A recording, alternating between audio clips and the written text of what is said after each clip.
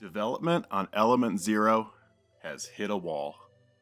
A wall that meant that this game, at its most fundamental level, simply would not work.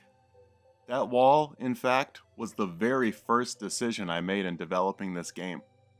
So join me as we dive into why a choice that I made in the name of simplicity and convenience ultimately turned into a time-consuming uphill struggle that I found myself constantly fighting against, and how resolving this problem is leading Element Zero in an exciting new direction. Welcome to Red Prism. After my last video, I hit the ground running, full of excitement to start building out my corrupted forest level that I showcased. I was adding platforms and roughing in the additional giant trees that would make up the bulk of this area in my game. However, as I was playtesting these changes, I couldn't shake the feeling that something at a fundamental level just didn't feel right, so I luckily made the decision to switch gears.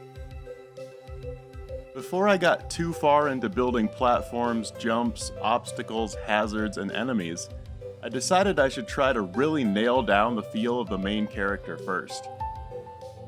I wanted to make absolutely sure that he felt tight and responsive to control, and that all of his animations were going to work well together and be able to transition seamlessly. This is because, as many of you may already be aware, a player character's movement and abilities tend to have far-reaching consequences in the overall design of a game's world. I went into this part of development thinking that I was close to having the main character finalized. Just a few final tweaks, I said to myself, and I could get back to building out the game world with full confidence that everything was going to work seamlessly. However, while it was true that I was close, I still couldn't shake that feeling that I mentioned earlier. I had spent hours and hours trying to find a solution to one small problem. That problem was the player's cloak. It needed to feel fluid. It needed to transition well between animations so it didn't pop around unnaturally. And in that task, I feel like I was very near to succeeding. I decided to tie the cloak to the player's velocity instead of tying it to the player's current state. A choice that seems obvious in retrospect. And after implementing that, things were looking much better.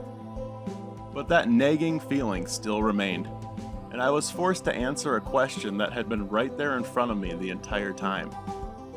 Was this character that I created suitable as the main character for Element Zero? This is where I finally had another revelation as well. Remember that fundamental choice I mentioned earlier? The very first choice I made in development? That choice wasn't the look and feel of the player, although that did come early on. That choice was the 8x8 pixel grid size that the entire game was built on. I made that choice thinking that it would keep everything simple, that a smaller canvas means smaller artwork, which means a more efficient art pipeline for environments and animations, and an easier overall path to project completion. But in this case, that has been the opposite of reality.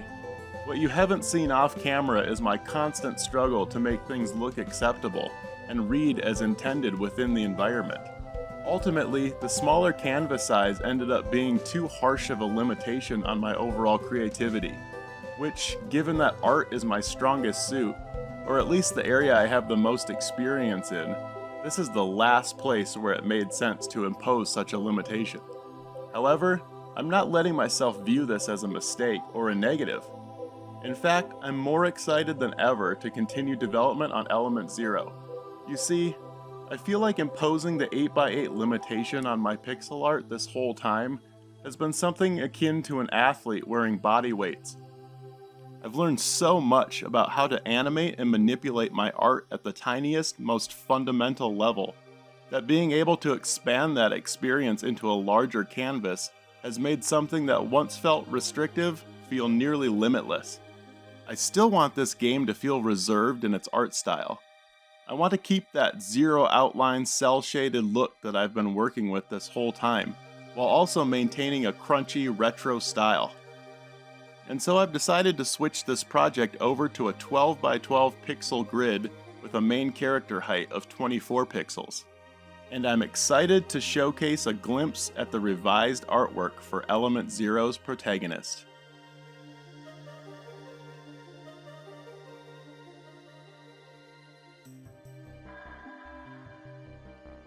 Hopefully now you see why I'm already so confident that this was the correct decision to make moving forward. The amount of additional detail that can be squeezed into a character that is just 8 pixels taller honestly astounded me. I think my first little guy was an excellent attempt. For a character that is the same height as the original Mario, no, not that one. There you go. He managed to come across with a surprising amount of character, and communicate his role as a sci-fi mercenary very effectively given the extreme limitations I was working with. He also ended up working out very well as an inspiration for my new character, who mostly kept the same proportions and the same dark color scheme, minus the cloak. Thanks again for watching another installment of my journey through the creative process behind Element Zero. I hope you're as excited as I am about this new art direction and the new potential to make something that is not only far more functional, but also something that has the potential to be far more visually stunning as well. Don't forget to drop a like on the video and please subscribe to stay up to date on the project and help me grow as a content creator. Peace.